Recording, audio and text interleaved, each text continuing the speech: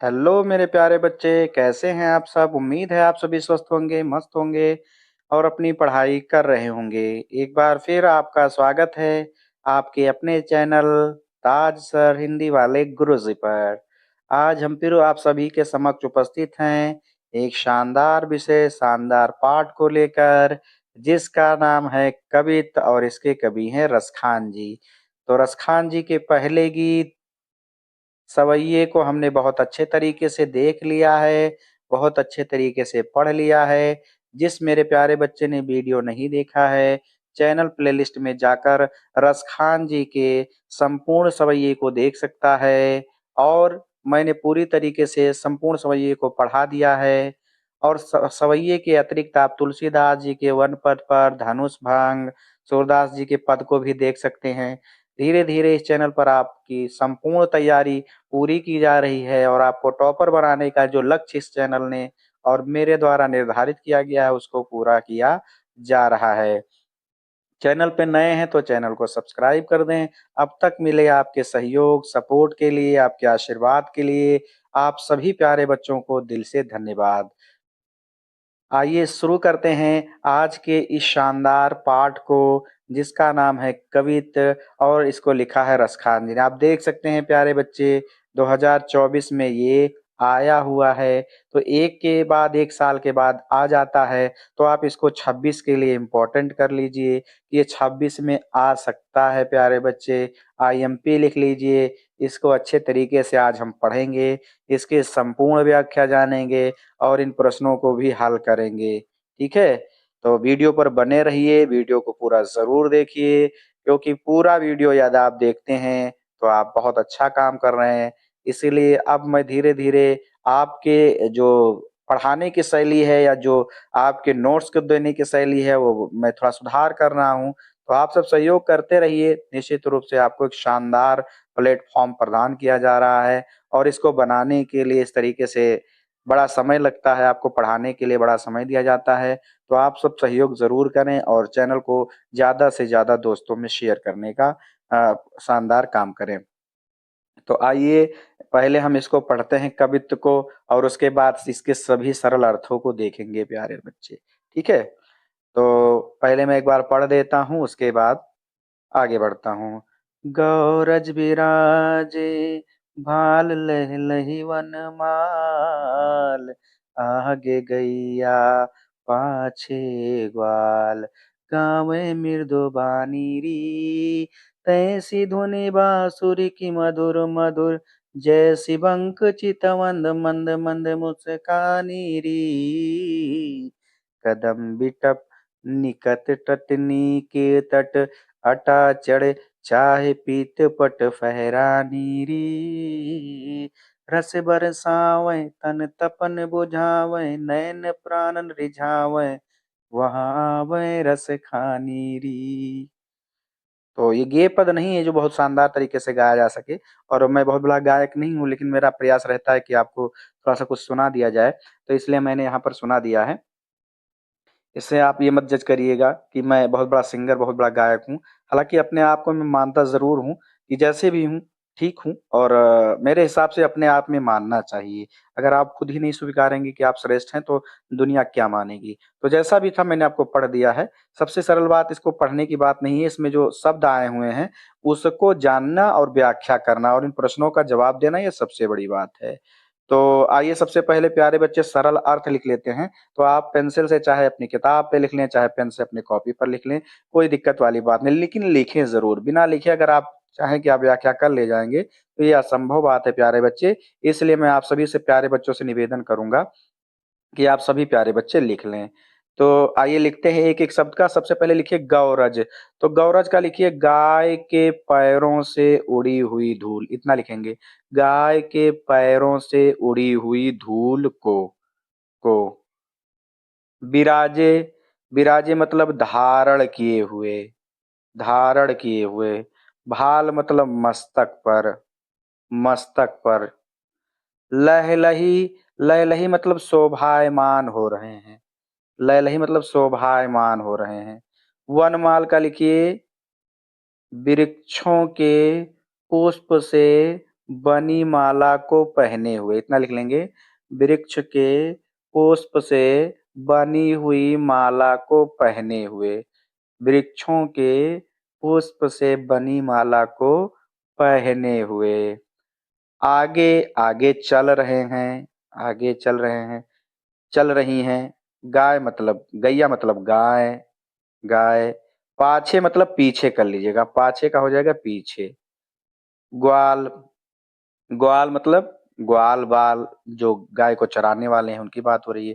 गावे मतलब गा रहे हैं, गावे मतलब गा रहे हैं। मृदु मतलब कोमल, कोमल। अब बानी आप जानते हैं, बानी वाणी, वाणी हो जाएगा, तो इतने का क्या हो जाएगा, कोमल वाणी में, कोमल वाणी में। तैसी, तैसी मतलब उस पर, तैसी मतलब उस पर। ध्वनि, ध्वनि का क्या लिखेंगे आप, धुन मतलब स्वर या ध्वन कह के ही आप व्याख्या कर सकते हैं, कोई दिक्कत वाली बात नहीं है। या आवाज कह सकते हैं या स्वर कह सकते हैं। बांसुरी ऐसे रहेगा, इसमें कोई परिवर्तन नहीं करना है। या लिख लेंगे कृष्ण की बांसुरी, कृष्ण की बांसुरी की। मधुर, मधुर ऐसे ही रहेगा, कोई परिवर्तन नहीं करना है। जैसी ऐसे ही रहेगा। बंक, बंक का मतलब टेढ़ी, टेढ़ी, टेढ़ी। चितवन मतलब दृष्टि, लेकिन यहाँ किसकी बात हो रही है, कृष्ण की टेढ़ी दृष्टि की बात हो रही है, तो यहाँ इसने का लिख लेंगे कृष्ण की टेढ़ी दृष्टि। मंद, मंद ऐसे ही रहेगा, मंद, मंद। मुस्कानी, मुस्कुराना, मुस्कान, मुस्कानी, मुस्कुराना, ठीक है। कदम, ये कदम का वृक्ष है, तो कदम के वृक्ष पर, इतना लिख लीजिए, कदम के वृक्ष पर। कदम बिटप का लिख लीजिएगा, कदम के वृक्ष पर। निकट मतलब समीप, निकट मतलब समीप। तटिनी, मैंने बताया था आपको, अगर आपने सवैया देखा होगा तो तटनी किसकी पर्यायवाची है, यमुना हो जाएगा। तटनी मतलब यमुना की। तट मतलब किनारे, तट मतलब किनारे। अटा, अटा मतलब ऊपरी स्थान पर, या अटारी आपने सब पढ़ा होगा ना, गाना भी है, अटरिया वाला गाना भी है। तो अटारी मतलब ऊपरी स्थान, तो आप ऊपर लिख सकते हैं, या वृक्ष के ऊपर भी लिख सकते हैं, ऊपर। चढ़ मतलब चढ़कर, चढ़ मतलब चढ़कर। चाह मतलब, चाह मतलब क्या हो जाएगा, आंखों से, चाह मतलब आंखों से। पीत मतलब पीले। पट मतलब वस्त्रों का, तो इन दोनों का मिलाकर लिख लेंगे, कृष्ण के पीले वस्त्रों का, कृष्ण के पीले वस्त्रों का। फहरानी री, फहरना, फहरना देखें, फहरना देखें। रस मतलब आनंद की, आनंद की। बरसाव मतलब वर्षा करते हैं, वर्षा करते हैं। तन मतलब शरीर की, शरीर की। तपन मतलब, अब तपन मतलब ऐसे गर्मी आप लिख सकते हैं, क्योंकि गर्मी भाई देखिए आप लगती है ना, तो तन तपन मतलब शरीर की गर्मी, शरीर की गर्मी। बुझावे मतलब शांत करते हैं, शांत करते हैं। नैन, नैन मतलब आंखों की, तो क्या हो जाएगा, आंखों और शरीर की गर्मी को, या अब तपन को आप व्याकुलता भी लिख सकते हैं, तो आंखों और शरीर की व्याकुलता को संतुष्ट करते हैं, शांत करते हैं। प्राणन मतलब प्राणों को, प्राणों को। रिझावे मतलब आकर्षित कर लेते हैं या मोहित कर लेते हैं। वह, ये कृष्ण के लिए आया है, वह कृष्ण, वह, ठीक है। आवे मतलब आते हैं। रसखानी मतलब कृष्ण के लिए आया है, दोनों, या कवि के लिए भी आप कह सकते हैं, लेकिन वह कृष्ण, वह कृष्ण जब आते हैं तब प्राणों को आकर्षित कर लेते हैं, तो इतनी बात कही गई है। अब थोड़ा सा कथा इसके बारे में जान लीजिए कि इसमें क्या कथा कही गई है। तो कथा इसकी यही है, जब कृष्ण जो है ग्वाल बाल के साथ गायों में जंगल, सॉरी जंगल में गायों को चराने के लिए जाते हैं, तो जब वापस लौटते हैं, तो कृष्ण के वापस गायें चल रही हैं, पीछे पीछे ग्वाल बाल चल रहे हैं, यानी मधुर ध्वन में वो भी लोग गा रहे हैं, और उस पर भी कृष्ण की जो मधुर बांसुरी की धुन है, और उनकी टेढ़ी दृष्टि, और वो उनका जो मंद मंद मुस्कुराना, वो अत्यंत सुंदर लग रहे हैं। एक सखी दूसरे सखी से कहती है कि लाओ चलें, यमुना के किनारे कदम के वृक्ष के पेड़ों पर ऊपरी स्थान पर चढ़कर कृष्ण के पीले वस्त्रों का पहनना देखें। आगे कहती है कि जब भी कृष्ण आते हैं तो प्राणों को आकर्षित कर लेते हैं और आंखों और शरीर की व्याकुलता को शांत करके संतुष्ट करके आनंद की वर्षा करते हैं। तो इसमें यही बात पूरी कही गई है। अब वो कहा कैसे गया है, आइए तो हम इसके पहले प्रसंग लिखते हैं प्यारे बच्चे, और उसके बाद में हम इसकी व्याख्या करेंगे। तो सभी प्यारे बच्चे प्रसंग हेडिंग डाल लेंगे, क्योंकि प्रसंग भी लिखने के लिए आ जाता है कभी कभी, तो प्रसंग आपको आना चाहिए, ठीक है। तो प्रसंग हेडिंग डालेंगे और उसके बाद डैश करेंगे और लिखेंगे। सभी प्यारे बच्चे लिखेंगे, प्रसंग हेडिंग डाल करके लिखेंगे, प्रस्तुत पद्यांश में वन से वापस लौटते समय कृष्ण की अनुपम सुंदरता का वर्णन किया गया है। फिर से समझ लीजिए, प्रसंग हेडिंग लिखेंगे, प्रस्तुत पद्यांश में कृष्ण के द्वारा वन से वापस आते समय उनकी सुंदरता का अनुपम वर्णन किया गया है। इतना आप लिख देंगे और आपका प्रसंग पूरा हो जाएगा। अब बात आती है व्याख्या की। तो व्याख्या सभी प्यारे बच्चे, एक बार दो बार मैं व्याख्या करूंगा, आप पहली बार की व्याख्या सुन लीजिएगा और उसके बाद में फिर अच्छे तरीके से आप अगर सुने रहेंगे तभी आप समझ पाएंगे। तो आइए मैं व्याख्या कर रहा हूँ, आप सभी प्यारे बच्चे सुनेंगे। तो सभी प्यारे बच्चे व्याख्या हेडिंग डालेंगे और पहले थोड़ा सा जोड़ के अपने तरफ से लिखेंगे। क्या लिखना है, ध्यान से सभी प्यारे बच्चे सुनेंगे। पहले आप सुन लेंगे, उसके बाद लिख लेंगे। व्याख्या हेडिंग डालेंगे और थोड़ा सा अपने तरफ से लिखेंगे, जोड़ करके लिखेंगे। प्रस्तुत पद्यांश में वन से गायों को चराकर लौटते हुए श्री कृष्ण के सौंदर्य का वर्णन करते हुए एक गोपी अपनी सखी से कहती है कि हे सखी कृष्ण। इतना आप जोड़ लेंगे, उसके बाद आइए लाइट पे। कहती है, हे सखी कृष्ण अपने मस्तक पर गाय के पैरों से उड़ी धूल को धारण किए हुए हैं और पेड़ों या वृक्षों की बनी माला को वृक्षों के फूल से बनी माला को अपने गले में पहने हुए शोभायमान हो रहे हैं। फिर से समझ लीजिए, कहती है कि हे सखी कृष्ण अपने मस्तक पर गाय के पैरों से उड़ी हुई धूल को धारण किए हुए हैं और जंगल के वृक्षों के पुष्प से बनी माला को गले में पहने हुए शोभायमान हो रहे हैं। आगे गायें चल रही हैं और पीछे ग्वाल बाल कोमलवाड़ी में गा रहे हैं, कोमलवाड़ी में गा रहे हैं। पूर्ण विराम लगा देंगे और उसके बाद थोड़ा सा आगे लिखेंगे। जैसी मधुर कृष्ण के बांसुरी की धुन है, वैसी ही, थोड़ा सा जोड़ लेंगे, वैसी ही मधुर उनकी टेढ़ी दृष्टि और उनकी मंद मंद मुस्कान है। फिर से समझ लीजिए, कहा गया है जैसी कृष्ण के बांसुरी की मधुर ध्वनि है, वैसी ही उनकी टेढ़ी दृष्टि और मंद मंद मुस्कान है। अब थोड़ा सा जोड़ना पड़ेगा।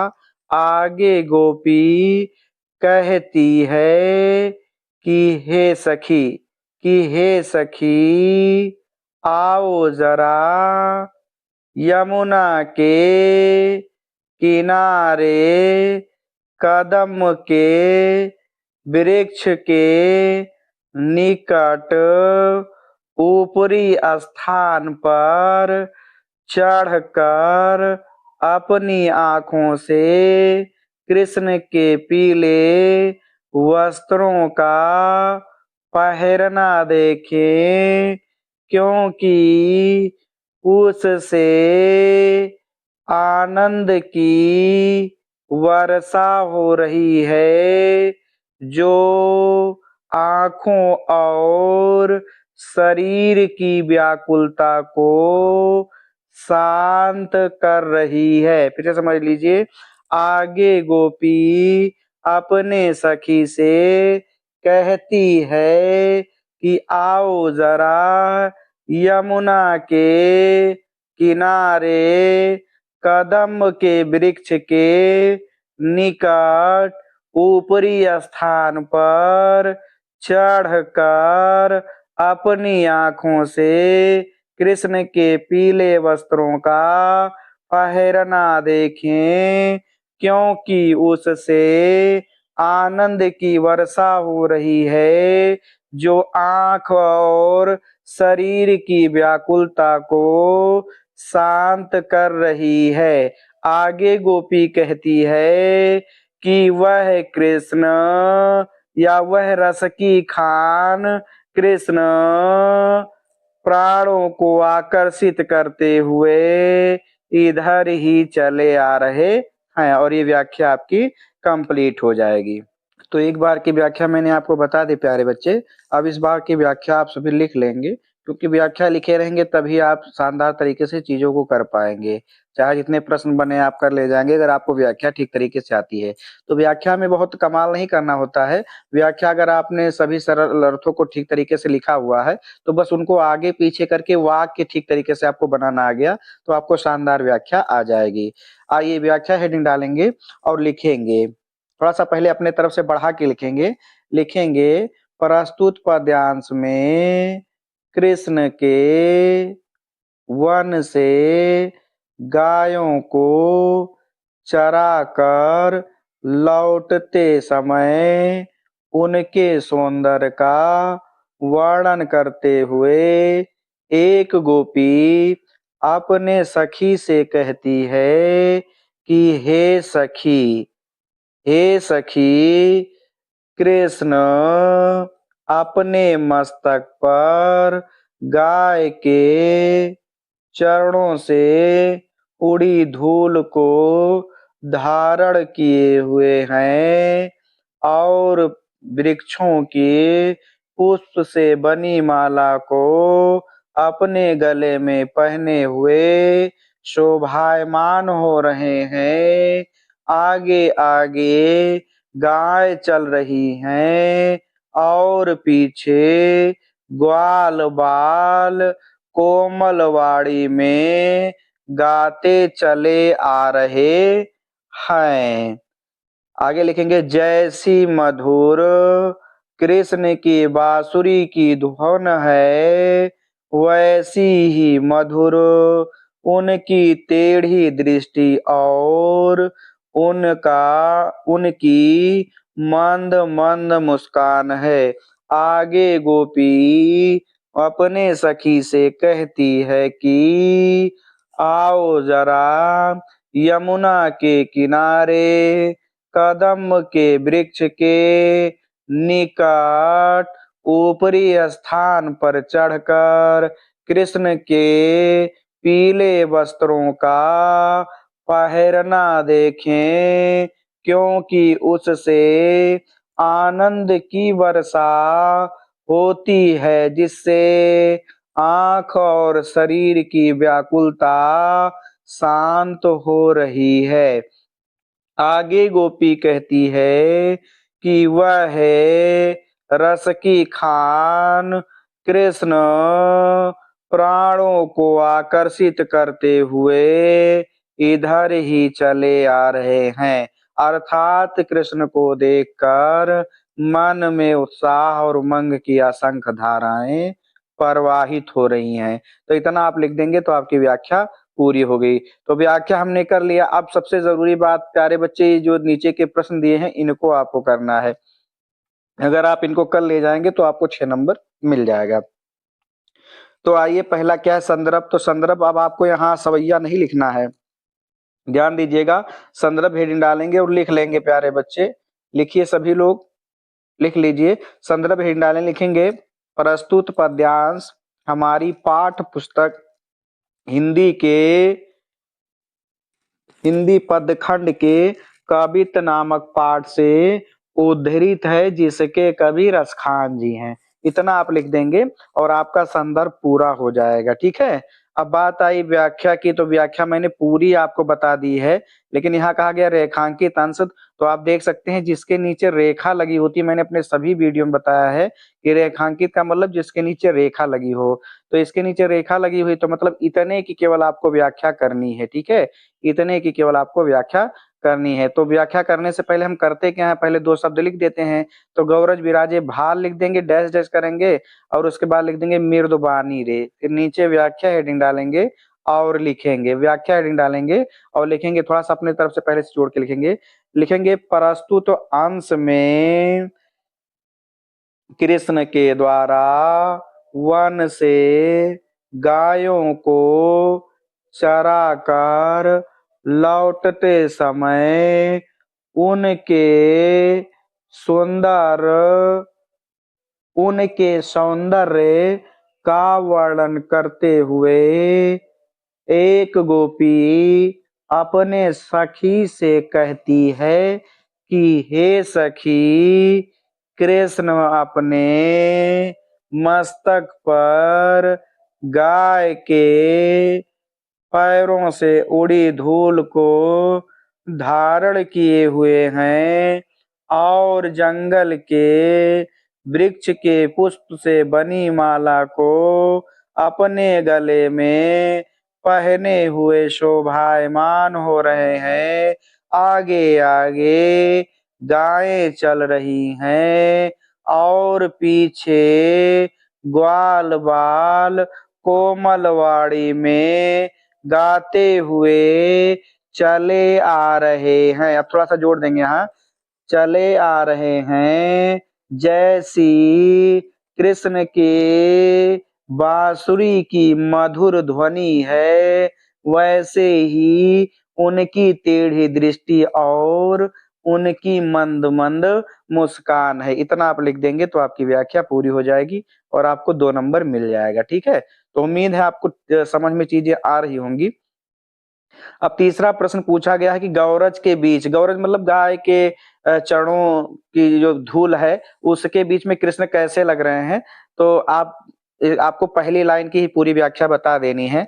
तो लिखेंगे, इसका उत्तर लिख लेंगे कि रसखान जी गौरज के बीच कृष्ण की सुंदर रूप का वर्णन करते हुए कहते हैं कि कृष्ण अपने मस्तक पर गाय की पैरों की धूल को धारण किए हुए अपने गले में जंगल के पुष्पों से बनी माला को पहने हुए अत्यंत शोभायमान हो रहे हैं। आगे आगे गाय चल रही है और पीछे पीछे ग्वाल बाल कोमल वाणी में गाते हुए चले आ रहे हैं। इतना आप लिख देंगे तो आपको क्या हो जाएगा, आपका उत्तर मिल जाएगा, ठीक है। कवि, अगला पे एक प्रश्न और पूछा जाता है इसमें, कवि पद्यांश में किसकी विशेषता बता रहा है। तो बताइए किसकी विशेषता। तो आपको यहाँ लिखना पड़ेगा कवि पद्यांश में कृष्ण की विशेषता को बता रहा है। तो इतना लिख देंगे प्यारे बच्चे, तो ये भी आपका जो पद्यांश है पूरा हो जाएगा। बड़ा महत्वपूर्ण था, एक ही पद्यांश है कवित्व में और ये भी अत्यंत महत्वपूर्ण है। अगर आपने इसको ठीक तरीके से देख लिया है तो बहुत अच्छा काम किया है। और इस तरीके से आप पूरे पद्यांश को ठीक तरीके से 1-2 बार देख लेंगे तो सारा पद्यांश समझ में आ जाएगा। मुझे उम्मीद है कि वीडियो आपको अच्छी लगी होगी। अब तक जो आपने सहयोग किया है उसके लिए आपको धन्यवाद। और ये बहुत महत्वपूर्ण है इसलिए आप इसको पूरा पढ़ लीजिएगा और इसी तरीके से मेहनत करते रहिए। हमने 3 पाठ पद पढ़ लिया है और धनुष भंग, मनपथ पर, सवैया और आज का वित्त भी समाप्त हो गया। धीरे-धीरे करके हम पूरे सिलेबस को कवर करेंगे और आप देखिएगा कि बोर्ड से पहले आपकी बहुत शानदार तैयारी हो जाएगी और आप जिस दिन बोर्ड दे के आएँगे, आप उस दिन इस चैनल को बहुत बड़ा थैंक यू बोलेंगे, धन्यवाद बोलेंगे कि सर जी ने पूरा सिलेबस पढ़ा दिया और बहुत अच्छे तरीके से हम लोग पेपर में टॉप भी करके आए हैं। और मेरा आशीर्वाद है आप सभी को कि आप सभी टॉप ज़रूर करेंगे। अगर आप सभी वीडियो को देख लिए तो टॉप होने से आपको कोई रोक नहीं सकता है। बहुत जल्दी मैं आपके लिए प्रार्थना पत्र कौन-कौन सा आ सकता है वो और निबंध कौन-कौन सा आ सकता है वो भी वीडियो लेकर के आपके समक्ष उपस्थित हो जाऊँगा। और हाँ, गोंडा बलरामपुर को जो जवाहर खंड का पढ़ना है, तो जिस भी जिले के बच्चे हैं आप सभी ध्यान दें। आपका एक जो वीडियो सिलेबस वाला मैंने डाला है वो जाकर सभी प्यारे बच्चे देख लें। आपको कौन-कौन सा खंड का पढ़ना है, तो वो आप देख लें ताकि आपके लिए दिक्कत ना रहे। ठीक है प्यारे बच्चे? तो अगर कोई आपको दिक्कत भी हो रही है तो कमेंट बॉक्स में बताएँ, मैं आपको ज़रूर आपकी मदद करूँगा। आपके प्रति मेरा पूर्ण समर्पण हमेशा रहेगा। तो मिलते हैं अगले वीडियो के साथ, तब तक खुश रहिए, स्वस्थ रहिए, मुस्कुराते रहिए और सब्सक्राइब करते रहिए, शेयर करिए इस चैनल को।